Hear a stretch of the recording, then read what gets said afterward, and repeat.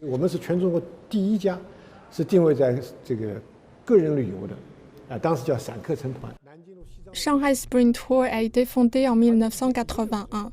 En 2004, elle a lancé Spring Airlines, l'une des premières compagnies aériennes privées en Chine, transformant le modèle de compagnie aérienne à bas prix en un succès.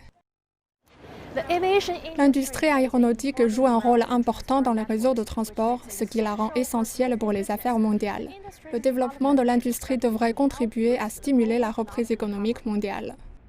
Wang Yu a rejoint Spring Airlines en 2008. Il est maintenant président de cette société.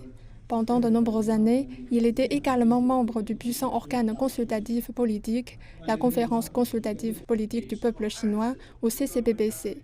Il présentera 2 propositions lors des 2 sessions de cette année, le plus grand rassemblement politique annuel de Chine. L'une porte sur des idées visant à renforcer la confiance des entreprises privées, l'autre porte sur l'amélioration des conditions des travailleurs du secteur aérien. En hiver, la température est toujours inférieure à 0. Pour Shanghai, elle varie entre 0 et moins 5 degrés Celsius. Sur le tarmac, elle peut descendre entre moins 10 et moins 20 degrés. En été, la température à Shanghai peut être de 35 degrés. Sur le tarmac, elle peut atteindre 50 à 60 degrés. À proximité du moteur d'un avion, elle s'élèvera à plus de 100 degrés. Les conditions sont très difficiles.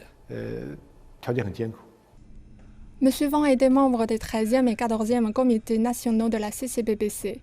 Les propositions qu'il a soumises aux 2 sessions dans le passé couvrent le développement de l'industrie aérienne et la revitalisation des régions rurales. En 2018, j'ai soumis des propositions pour améliorer les ressources de l'espace, car la ponctualité des vols était relativement faible à l'époque. À l'époque, j'ai proposé de fournir de l'espace pour l'utilisation civile autant que possible, également quelques réformes affinées sur les mécanismes de prise de décision concernant l'utilisation de l'espace.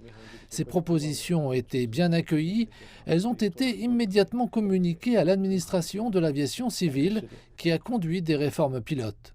En 2018, la ponctualité des compagnies aériennes est passée à 80%, puis à plus de 90%. M. Wang affirme que ces propositions ont reçu un large soutien au sein de l'industrie aérienne et au-delà.